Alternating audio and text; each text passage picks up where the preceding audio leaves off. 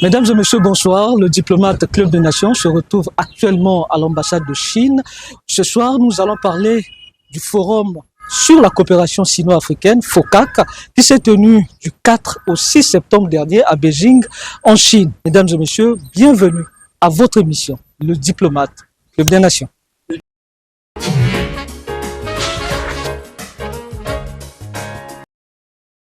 Pour cette 9e édition du FOCAC, le président Denis Sassou Nguesso est à l'honneur car le Congo a été désigné coprésident du FOCAC aux côtés de la Chine. C'est un succès diplomatique important auquel le rayonnement international du président de la République, Denis Sassou Nguesso, explique cette élévation du Congo à la coprésidence du FOCAC pour un mandat couvrant la période de 2024 à 2027. Pour le chef de l'État congolais, depuis plus d'un demi-siècle, l'Afrique s'est placée aux côtés de la Chine, qui s'est progressivement imposée au monde par son influence diplomatique et ses avancées économiques. L'Afrique et la Chine, ensemble, se retrouveront-elles en première ligne du combat pour le développement, fondé sur l'innovation technologique et la modernisation, à travers des projets concrets dans les secteurs clés tels l'énergie, la communication, les mines, l'agriculture, le transport, le numérique. Et c'est ici le lieu de saluer le programme en 10 points présenté par notre ami, le président Xi Jinping. Le président de la Commission de l'Union africaine, Moussa Faki Mahamat, quant à lui, a épilogué sur le volume des échanges entre la Chine et l'Afrique, qui est passé de 120 milliards de dollars en 2018 à 282 milliards de dollars en 2023. Il a également évoqué l'endettement de certains pays africains. L'allègement du poids de la dette constitue pour de nombreux États africains un impératif urgent pour donner à l'économie de ces pays débiteurs une respiration économique vitale. Il est également souhaitable que dans le contexte de notre effort d'industrialisation, le portefeuille des investissements privés en Afrique soit suffisamment diversifié pour s'étendre au-delà du champ classique des ressources minières et énergétiques. À cet égard, je me réjouis de constater que nos efforts rencontrent la volonté de la Chine d'apporter une contribution décisive à la modernisation du Sud global et donc de l'Afrique pour l'émergence d'un nouveau modèle de développement innovant. Après la cérémonie d'ouverture, une autre étape commence, celle des conférences de haut niveau au cours desquelles le président Xi Jinping et les dirigeants africains vont mener des consultations sur un pied d'égalité et approfondir la connaissance mutuelle par l'élargissement des terrains d'entente et bien entendu de renforcer l'amitié tout en promouvant la coopération.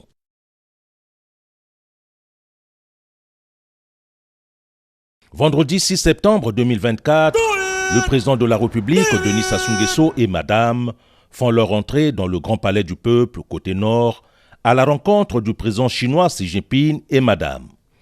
C'est le début de la visite d'État du président de la République, Denis Sassou Nguesso, en Chine.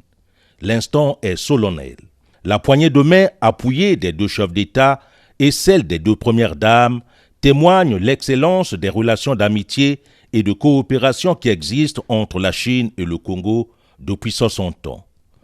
Les deux couples présidentiels se dirigent avec assurance vers la salle centrale du Grand Palais. Ici, le cérémonial de la grande réception est fin prêt. Les deux couples présidentiels saluent les officiels. D'un côté, Denis Sassou Nguesso et Madame saluent la partie chinoise et de l'autre côté, Xi Jinping et Madame saluent la partie congolaise.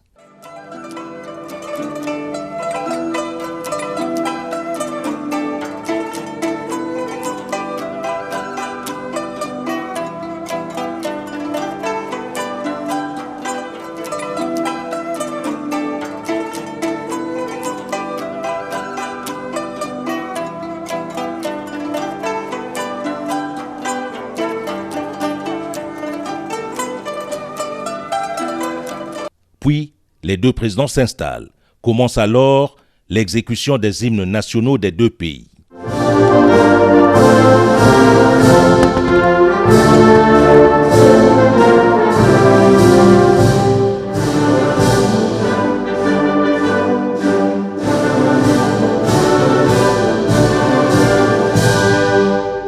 Après les hymnes, Xi Jinping et Denis Sassou Nguesso passent en revue les troupes d'honneur des trois armées, armée de terre, armée de l'air et la marine.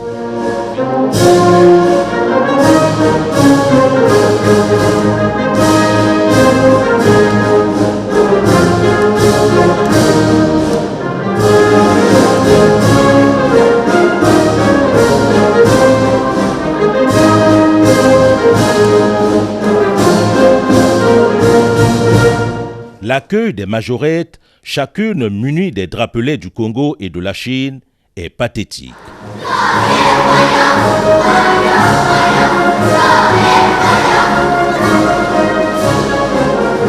Au terme de cette réception chaleureuse, les deux parties ouvrent des négociations sur leur coopération stratégique globale, cette fois-ci dans la salle est du Grand Palais.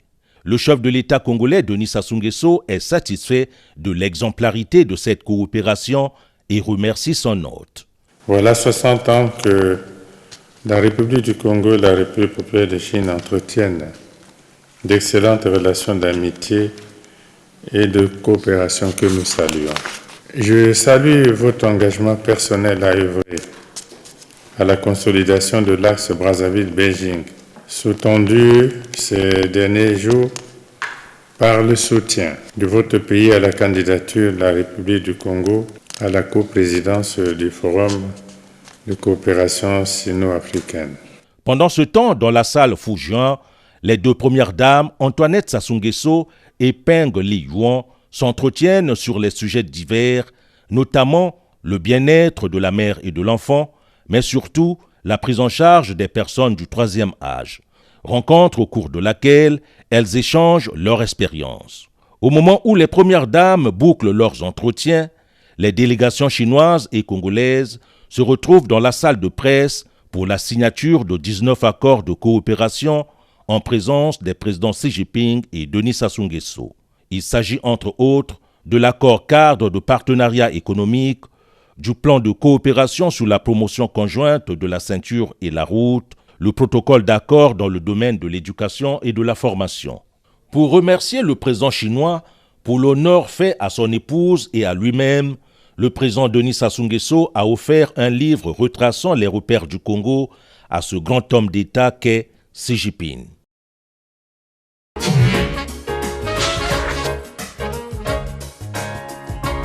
Le Congo a été désigné co-président du FOCAC lors de ce sommet qui s'est tenu du 4 au 6 septembre dernier à Beijing en Chine. L'ambassadeur de Chine au Congo, Li Yan, a tenu un point de presse pour faire le bilan de cette activité, de ce sommet, et revenir sur les accords entre le Congo et la Chine, ces accords clés signés entre les deux chefs d'État lors de la visite d'État de Denis Sassou Nguesso en Chine, en marge donc de ce sommet FOCAC. La visite du président Denis Sassou Nguesso en Chine revêt une importance profonde pour le développement des relations sino-congolaises. Maintenant, je voudrais présenter les résultats importants du présent sommet du FOCAC et de la visite d'État du président Denis Sassou Nguesso en Chine sur le plan des relations sino-africaines et des relations sino-congolaises. Du point de vue des relations sino-africaines, le sommet a porté des fruits abondants qui donnent une forte impulsion au développement des relations sino-africaines. Le présent sommet porte sur le thème « Travailler ensemble » à promouvoir la modernisation et à construire une communauté d'avenir partagée Chine-Afrique de haut niveau. Lors de la cérémonie d'ouverture, le président Xi Jinping a prononcé un discours dans lequel il a fixé la nouvelle définition des relations sino-africaines, annoncé des mesures importantes pour pour la coopération sino-africaine et tracer de belles perspectives pour les relations sino-africaines. Du point de vue des relations sino-congolaises, les relations sino-africaines sont entrées dans la nouvelle phase historique marquée par la construction d'une communauté d'avenir partagée Chine-Congo de haut niveau. Cette visite marque la 4e visite d'État du président Denis Sassou Nguesso en Chine depuis ces dernières années et sa 16 visites en Chine depuis l'établissement des relations sino-congolaises il y a 60 ans. Pour montrer la particularité et le haut niveau des relations sino-congolaises, la partie chinoise y a accordé une grande importance et pris des dispositions attentionnées. La visite du président Denis Sassou Nguesso expose les caractéristiques marquantes suivantes. La première, c'est une caractéristique stratégique. L'entretien amical entre les deux chefs d'État ont donné l'orientation à suivre pour le développement des relations sino-congolaises. Le président Xi Jinping a félicité le Congo pour sa prise de fonction en tant que coprésident africain du FOCAC. Saluer une contribution importante que le président Denis Sassou Nguesso avait apportée à l'organisation réussie du sommet.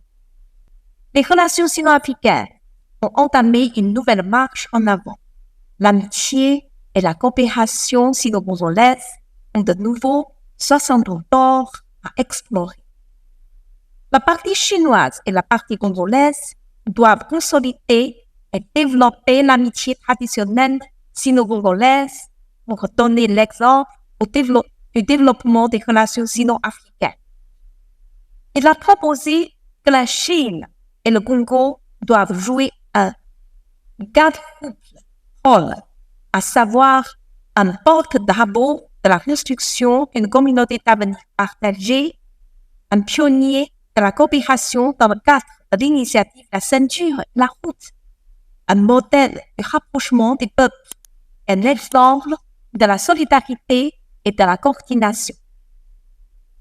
La deuxième, c'est une caractéristique pragmatique.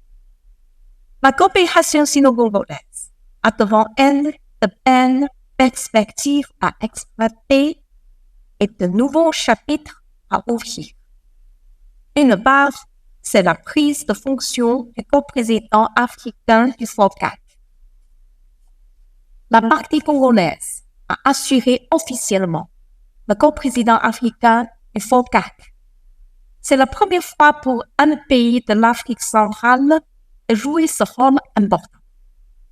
Le ministre chinois des Affaires étrangères, Wang Yi, le ministre Jean-Claude Gakoso et leur homologue sénégalais, coprésident sortant du FOCAC, ont participé conjointement à une conférence de presse pour présenter les résultats du sommet et envisager l'avenir des relations sino-africaines.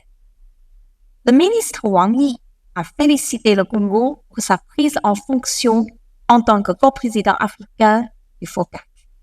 Selon le ministre Jean-Claude Gakoso, dans les 3 ans à venir, la partie congolaise assurera activement ses responsabilités qui incombent à la coprésidence pour mener à bien cette tâche importante.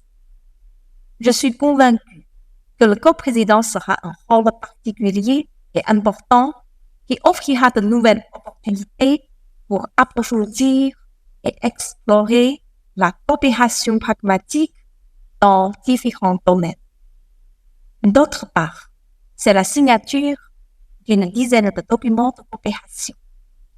Les deux chefs d'État ont assisté à la signature d'une dizaine de documents de coopération sur le plan de coopération dans le cadre de l'initiative La Ceinture et la Route, le partenariat économique pour le développement commun, le développement vert et bas carbone, le logement et la construction urbaine, l'investissement et la coopération économique, la quarantaine des animaux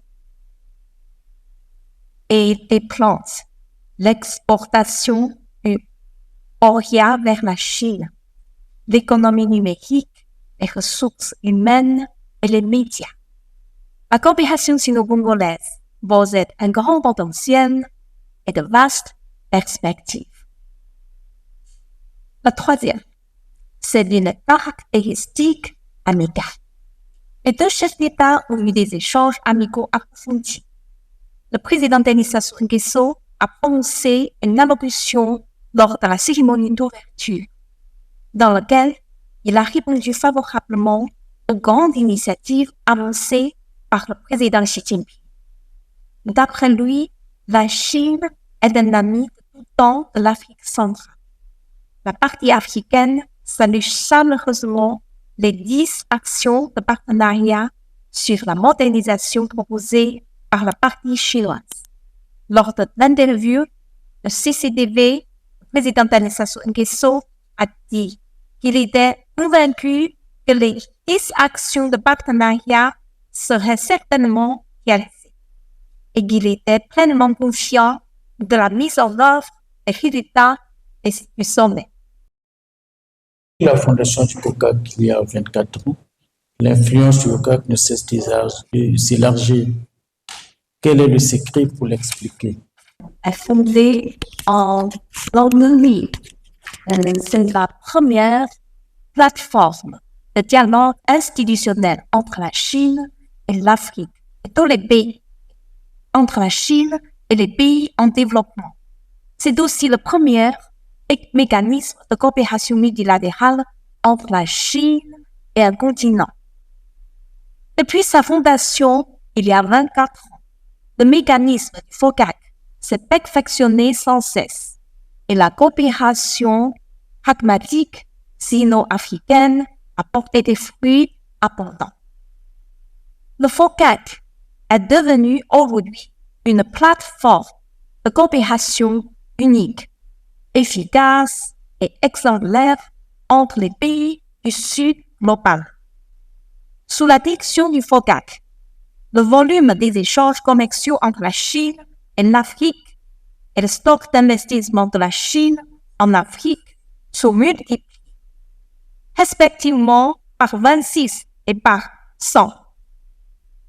77 instituts Confucius et classes Confucius ont été créés en Afrique. La Chine a envoyé des équipes médicales à 48 pays africains et plus de 230 millions d'Africains en ont bénéficié. La coopération sino-congolaise en est un bon exemple. La Chine demeure le premier partenariat commercial du Congo depuis 10 ans consécutifs. L'Institut Confucius et la classe Confucius se sont installés successivement au Congo. Environ 5 millions de malades congolais ont profité du service médical de haut niveau offert par des équipes médicales chinoises.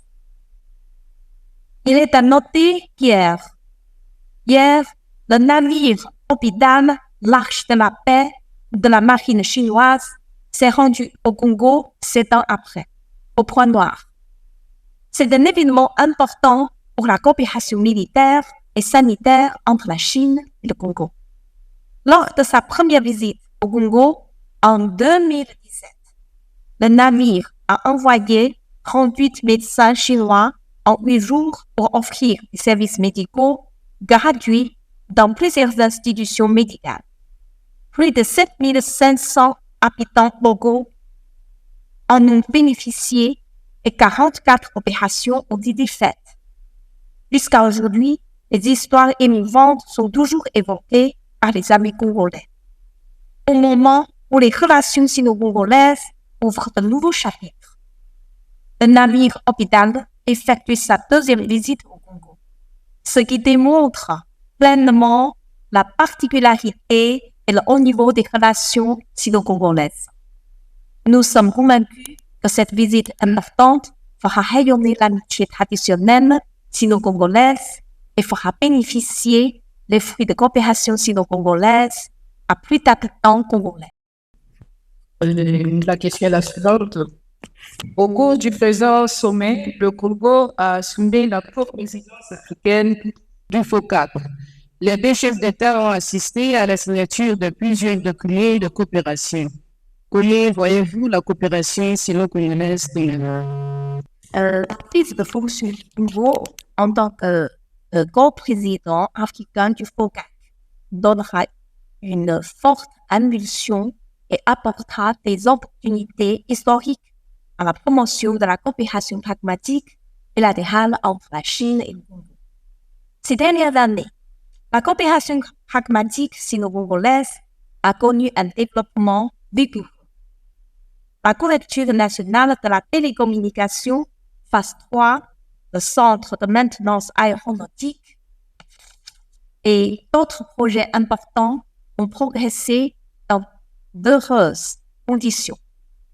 Le bâtiment d'enseignement de l'Institut Confucius de l'Université Maria Ngouabi a été mis en place. Les deux parties sont en train de discuter le lancement de nouveaux projets. Il est à noter que la deuxième conférence ministérielle du FOCAC se tiendra au Congo en 2027. La coopération sino-africaine aura de nouveaux temps forts devant elle. Parmi les 10 documents de coopération, 3 portent sur le domaine médiatique, à savoir ceux entre le bureau de presse du Conseil d'État de la Chine et le ministère congolais de la communication et du média, entre l'agence de presse chinoise et l'agence congolaise d'information, et entre China Media Group et la Télé Congo. Dans l'avenir, les deux parties renforceront davantage les échanges et coopérations sur le reportage, les programmes et la formation pour mieux raconter l'histoire de l'amitié sino-africaine et sino-congolaise. Sur l'agriculture, les deux parties ont signé le protocole sur l'exportation du Boria vers la Chine et créé le corridor vert pour l'exportation des produits agricoles congolais vers la Chine, en vue de contribuer au développement agricole du Congo. Nos amis congolais accordent une grande importance à la protection de l'environnement. Les deux parties ont signé des documents de coopération en la matière, comme la mémorandum d'entente sur la coopération pour le développement vert et bas carbone. C'est une étape importante pour la coopération verte sino-congolaise, qui portera plus de fruits concrets dans l'avenir. Merci. Madame, pour l'occasion que nous offrez de cette réunion, beaucoup d'ambassadeurs ont encore pris au sommet de Beijing. On peut nous poser la question de savoir quelles sont les actions concrètes qui sont menées pour consolider ce rapport entre la Chine et la Chine et le Congo pour préserver les acquis du forum de Beijing. Pour assurer la concrétisation des acquis du sommet, la partie chinoise a créé le comité de suivi du FOCAC. Le 24 septembre, le secrétariat du comité de suivi organisera une réunion pour échanger sur la mise en œuvre des acquis du FOCAC. Les parties chinoises et africaines organiseront également la réunion de hauts fonctionnaires et les consultations entre le comité de suivi du FOCAC et le corps diplomatique africain accrédité en Chine. Grâce à ces mécanismes et canaux, la partie chinoise reste en étroite communication efficace avec la partie africaine sur la mise en œuvre des acquis du sommet. Comme le principe de sincérité et résultats effectifs, d'amitié et de bonne foi avancés par le président Xi Jinping, la coopération sino-africaine est marquée par son pragmatisme avec des actions rapides, fortes et efficaces. Au contraire, certains autres pays ont fait toujours des promesses creuses au lieu d'honorer leurs engagements. Comme l'a dit le président Denis Sassou Nguesso, il faut renforcer le rôle du FOCAC dans la gouvernance mondiale.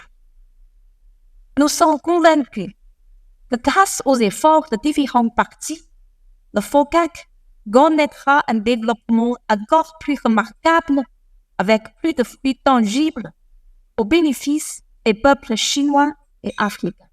Merci.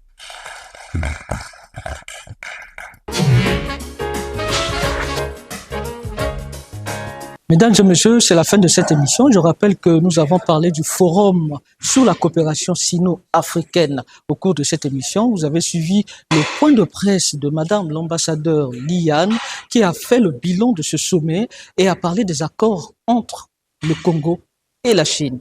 J'ai été accompagné dans la réalisation de cette émission par Armel Etokabeka et Yann Boussati qui est derrière cette caméra. Je vous dis au revoir, à la prochaine occasion. Restez branchés sur votre chaîne nationale Télé Congo. Au revoir.